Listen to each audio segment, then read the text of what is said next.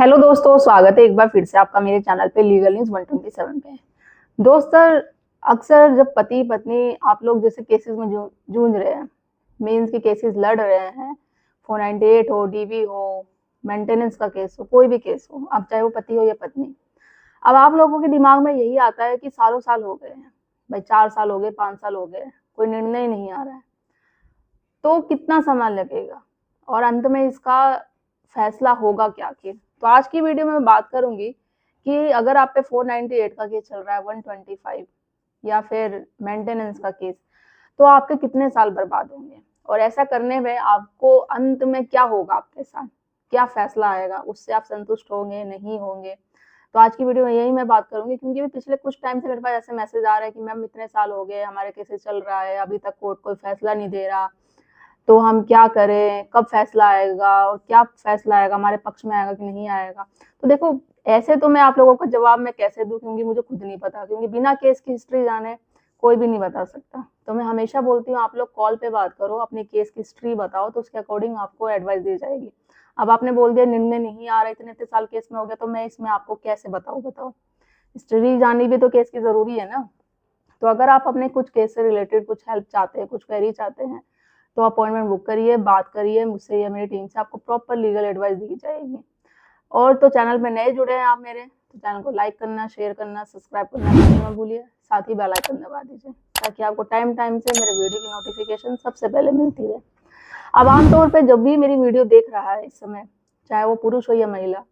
आप दोनों के ही दिमाग में यही होता है कि भाई न्याय के लिए हम जाते हैं कोर्ट में, अब कितने साल लगेंगे, न्याय क्यों नहीं मिल पाता है। अब मैं उनसे बोल दूं जो झूठे केसेस करता है,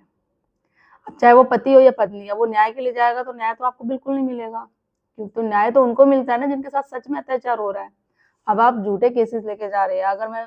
फर्स्ट पत्नी की बात करूँ, वो झूठी महिला जो केसेस करने जा रही है, न्याय की उम्मीद मांग रही है, और पूरे इतने साल हो गए केसेस नहीं चल रहे हैं, तो न्याय तो आपको मिलेगा ही नहीं, क्योंकि आपने तो ऑलरेडी झूठे केसेस कर रखे, तो आप क्या एक्सपेक्ट कर रहे हो कोर्ट से कि आपको न्याय मिले। या फिर पति भी हो, क्योंकि पति भी कुछ होते हैं ऐसे जो झूठे केसेस करते हैं, ठीक है। तो न्याय उनको मिलता है जिनके साथ सच में अत्याचार हो रहा है, जो सच में पीड़ित हो, तो उनको ही न्याय मिलेगा। अब हम बात करेंगे कितने साल आपके कोर्ट में बर्बाद होते हैं और अंत में आपको मिलेगा क्या ऐसा करने से, और तो आपको करना क्या चाहिए, कहाँ आपकी ऐसी गलती होती है जो इतने साल बर्बाद हो जाते हैं, क्या ऐसी गलती हो जाती है जो आप समझ में नहीं पाते हैं, या फिर आपको केस लड़ने से पहले आपको ऐसा क्या कदम उठा लेना चाहिए कि अगर हस्बैंड वाइफ में नहीं बन रही तो केस लड़ने से बेटर है कि एक ऐसा सोल्यूशन दो जो इतना टाइम ही आपका बर्बाद ना हो। तो देखो, सबसे पहले अगर हम बात करें 498 के केस की, कि जब 498 चलता है केस, अगर मैं पत्नी की बात से बात करूं,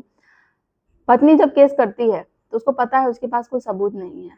और आगे कोर्ट में वो साबित भी नहीं कर पाएगी, 1-2 बार कोर्ट में जाएगी, उसने केस कर दिया पति पे, ससुराल वालों पे तो बहुत खुश होगी, भाई मैंने तो केस कर दिया इनको, अब देखो इनको जेल में अंदर करवाऊंगी, इनकी दादी नानी सब याद दिला दूंगी, बहुत खुश होती है। धीरे धीरे जाके उसको ये पता है कि वो झूठ बोल रही है, झूठा केसेस किया है, उसके मन में एक डर तो जरूर हमेशा बैठा रहेगा।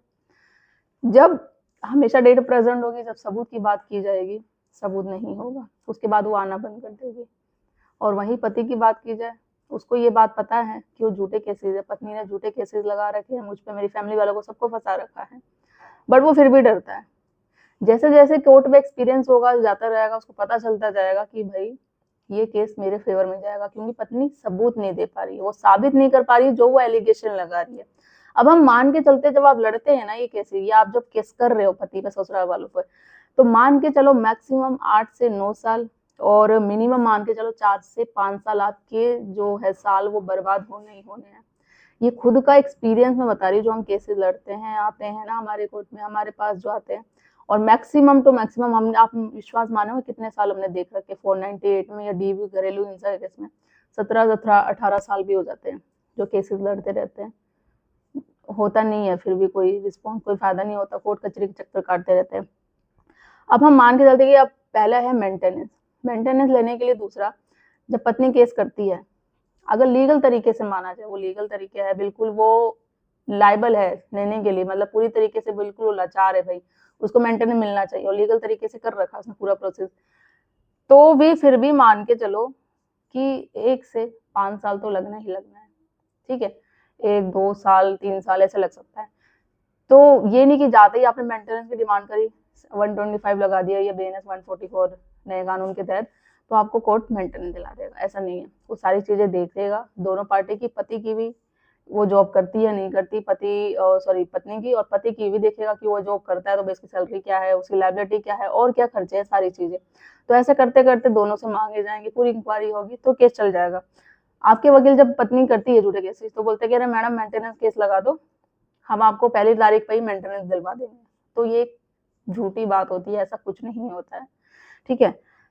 तो और मैक्सिमम तो मान के चलो कि अगर मैं सॉरी DVO 498 के केस की बात करूं, घरेलू हिंसा जो भी केसेस हैं, मैक्स टू मैक्स आपको 10 साल लग जाएंगे, होते हैं। और फिर बाद में जाके 99% मान के चलो 498 हो या आप पे घरेलू हिंसा का केस चल रहा हो DV का, आप 99% निर्दोष साबित होगे, केस डिसमिस हो जाएगा। फिर आप जाके बहुत खुश होगे कि हाँ फाइनली मैं केस जीत गया, मैं निर्दोष साबित हो गया, जितने भी केस मुझ पे लगे थे वो डिसमिस हो गए। तो आप ये जो खुश हो रहे हैं 10 साल के बाद, जब आपने केस किया था, अब आप उसकी उम्र आपकी उस समय क्या थी और अभी क्या है, 10 साल के बाद आप केस जीत रहे हैं, खुश हो रहे हैं बहुत ज्यादा कि केस में जीत गया, डिसमिस हो गए सारे झूठे केस मुझ पे, तो इसमें आपको मिला क्या आखिर? आपने कभी ये सोचा है? रह तो गए आप अकेले ही उस मोड़ पे, कुछ नहीं, शादी करी थी आपने कि भाई वाइफ आएगी, घर बसाएगी, सारी चीजें होगी, बट हुआ क्या? शादी तो हुई कोर्ट कचहरी चक्कर काटने के लिए। जहाँ उस समय आपकी 30 एज थी, अब आप 40 के हो गए हैं, दूसरी शादी भी करने के लिए अब तो सोचना पड़ेगा कि भाई होगी या शादी नहीं होगी, क्योंकि इतने चक्कर तो कोर्ट कचहरी के चक्कर कट गए, और रिश्तेदारों में भी सबको पता चल गया होगा भाई इसकी पहली शादी हो रखी है, हमेशा कोर्ट जाता है, कचहरी जाता है। भले आपकी वाइफ गलत है बट कोई बताएगा नहीं, वो ये बोलेंगे हाँ भाई सब दोष जो जाता है पुरुषों पे कि भाई ये लोगों ने ही पत्नी को किया होगा, क्योंकि जो अफवाहें फैलाई जाती है, बातें हर जगह फैलाई जाती है कि वही गलत है। तो क्या है इसमें, क्या गलत पॉइंट है आखिर आपका? फिर उसके बाद आप बोलोगे हाँ भाई अब तो केस डिसमिस हो गया, अब एक काम करता हूँ, साथ में तो रहना नहीं पत्नी के, तलाक की पिटीशन फाइल कर देता हूँ। तलाक की भी अगर आपके पास सॉलिड ग्राउंड होगा, सॉलिड ग्राउंड है और एविडेंस के साथ है, सबूत है, फिर तो आप तलाक की पिटीशन लगाएंगे, करेंगे। और मान के चलो करते करते भी आपका किसी ना किसी वजह से नहीं प्रूव हो पाता जिस आधार पे आप तलाक लेना चाहते हैं, तो डिसमिस हो जाएगी तलाक भी। तो 4-5 साल आपके ऐसे ही चले गए तलाक में, तो मिला क्या आखिर आपको? तो इससे बेटर है, सबसे बेस्ट सॉल्यूशन, देखो गलती आप लोग ही करते हैं, ध्यान आप नहीं देते। आप पे कोई भी केस चलता है, मैं हमेशा स्टार्टिंग से ही कहती हूँ, बोलना सीखो आप अपने हक के लिए, किसी से डरो मत कि वो जो सामने बैठा हुआ है वो जज है, आपको अंदर कर देगा, ये कर देगा। वो न्याय के लिए बैठे हुए हैं, दोनों तरफा न्याय होता है। अब हाई कोर्ट, सुप्रीम कोर्ट, सबको पता है कि भाई झूठे केसेस ऑलमोस्ट चल रहे हैं, सबूत मांगा जाता है, तो सबूत पत्नी से ही मांगा जाएगा, पूरा प्रेशर उस पर रहेगा, क्योंकि वो एलिगेशन लगा रही है, वो आप पे अपराध लगा रही है कि भाई आप गलत हो, आपके पेरेंट्स गलत है। तो आपके पास सबूत है, स्टार्टिंग से सबूत बनाओ, कोर्ट में पेश करो। और जब आपने पहले ठान लिया है कि मुझे नहीं रहना है इसके साथ, तो डिवोर्स की पिटीशन है ना जो आप स्टार्टिंग में ही फाइल कर दो। ये मत सोचो, बहुत सारे हस्बैंड आप लोग ये सोचते हैं कि भाई डिवोर्स की पिटीशन हम फाइल करेंगे ना तो हमको पत्नी को एलिमनी देना पड़ेगा, और सेकंड क्या कि जो पत्नी एलिगेशन लगा रही है, जो उसने आरोप लगा रखे हैं, तो वो साबित हो जाएंगे कोर्ट में। तो ऐसा नहीं है, यही आपकी गलत सोना आपकी इतने साले